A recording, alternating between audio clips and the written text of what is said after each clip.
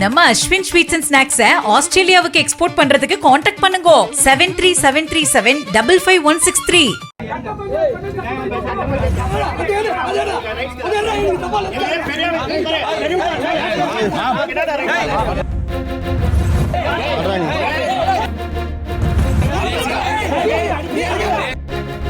ஊருக்காக தண்ணீர் கேட்டு நீதிமன்றத்தில் வழக்கு தொடுத்த சமூக ஆர்வலரை ஊர் பஞ்சாயத்தில் வைத்து தாக்கிய காட்சிகள் தான் இவை.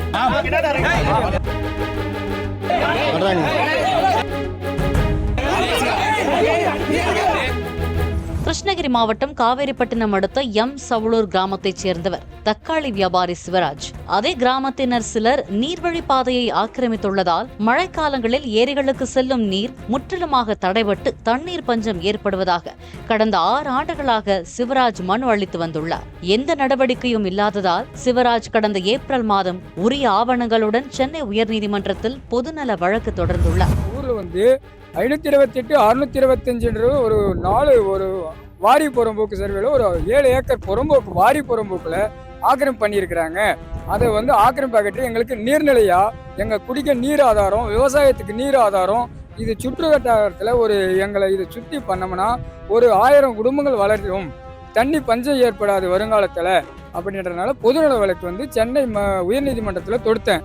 அதனை எங்கள் ஊருக்காரனுங்க அதை அளக்க சர்வே பண்ணும்போது சென்னை நீதிமன்றம் மாண்புமிகு நீதியரசர் ஜெயச்சந்திரனும் மாண்புமிகு நீதியரசர் நிர்மலாவும் ஒரு தீர்ப்பு கொடுக்கிறாங்க. வழக்கை விசாரித்த நீதிபதிகள் மாவட்ட நிர்வாகம் மற்றும் வருவாய்த்துறையினருக்கு ஆக்கிரமித்துள்ள நீர்வழி புறம்போக்கு பகுதிகளை முறையாக அளந்து அறிக்கை சமர்ப்பிக்க உத்தரவிட்டிருந்தனர். அதன்படி அதிகாரிகள் அப்பகுதியை அளந்து நீதிமன்றத்துக்கு அறிக்கை சமர்ப்பித்தனர். எம் சவுளூர் பகுதியில் உள்ள 24 பேர் நீர்வழி பகுதிகளை ஆக்கிரமித்துள்ளதாக நீதிமன்றத்திலிருந்து நோட்டீஸ் வந்துள்ளது.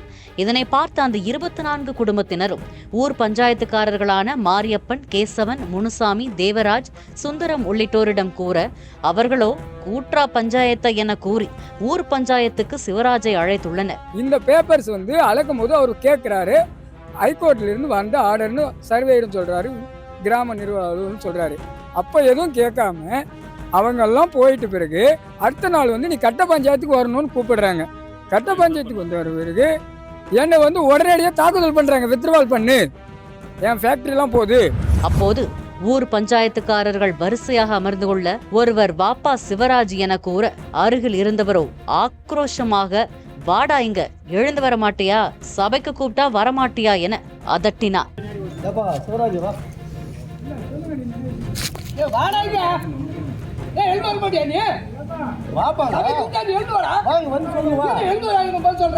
சுடுகாடு நீர் வழியில் வருகிறது என்று சுடுகாட்டை எடுப்பதாக தாசில்தார் மற்றும் அதிகாரிகள் சொல்கிறார்கள். சுடுகாட்டை எடுத்துவிட்டால் எங்கு புதைப்பது? அதனால் நீ இந்த கேஸை வாபஸ் வாங்கிவிடு என கூற தான் கிராமத்தின் தண்ணீர் பற்றாக்குறையை தீர்க்க 6 வருடமாக போராடி வருகிறேன் என சிவராஜ் தெரிவித்துள்ளார். சுடுகாடு நீர் வாயில அவங்க எடுக்கிறேன்னு சொல்றாரு, தாசில்தார் சொல்றாரு, ஆரையும் சொல்றாரு.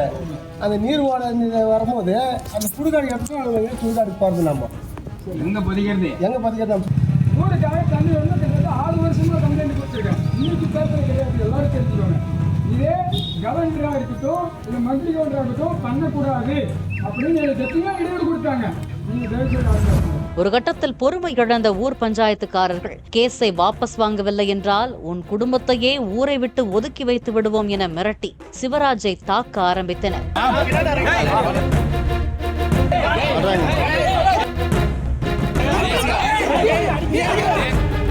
இதில் படுகாயமடைந்த சிவராஜ் கிருஷ்ணகிரி அரசு மருத்துவக் கல்லூரி மருத்துவமனையில் சிகிச்சைக்காக அனுமதிக்கப்பட்ட நிலையில் காவேரிப்பட்டினம் போலீசார் விசாரணை மேற்கொண்டு வருகின்றனர். இதுவரையிலும் எந்த சிஎஸ்ஆரும் இல்ல.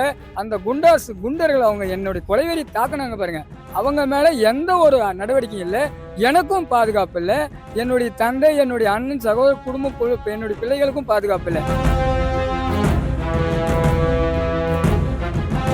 கிராமத்தின் தண்ணீர் பஞ்சத்தை போக்க வேண்டும் என்ற உன்னதமான நோக்கில் சமூக ஆர்வலர் வழக்கு தொடுத்த நிலையில் எங்கு நாம் ஆக்கிரமிப்பு செய்த நீர்வழி பகுதிகள் பறிபோய்விடுமோ என கிராமத்தினர் சிலர் சமூக ஆர்வலரை மிரட்டி தாக்கிய சம்பவம் பெரும் பரபரப்பை ஏற்படுத்தியுள்ளது. பாலிமர் செய்திகளுக்காக கிருஷ்ணகிரி செய்தியாளர் சத்யா.